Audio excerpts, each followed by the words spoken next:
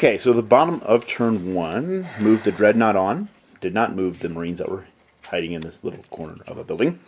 Moved the Devastators into that building, so they didn't get to shoot this turn.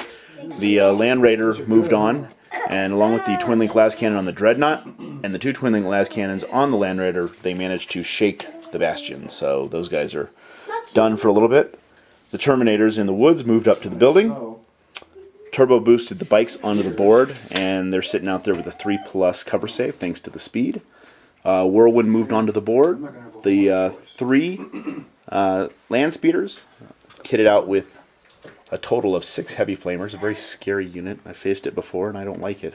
But they zoomed onto the board.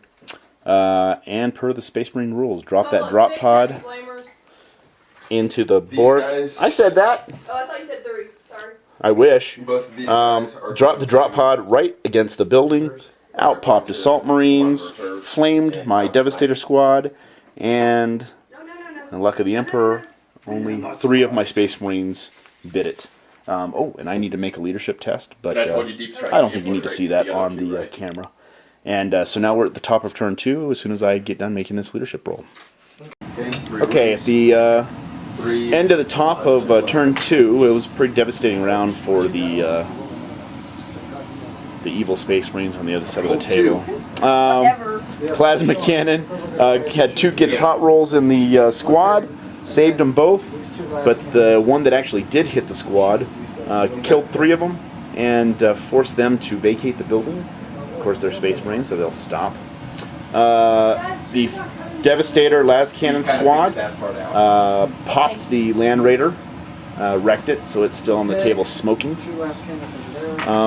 Over here, my Legion of the Damned came onto the table, went ahead and fired everything they had at these land speeders, was able to make 1 explode, 1 of them is shaken, and the other one is free to fry my guys here in the next round.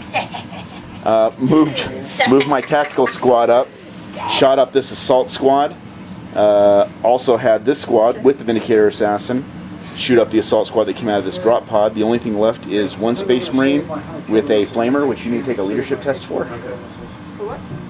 For that squad that came out of the drop pod. Oh yeah.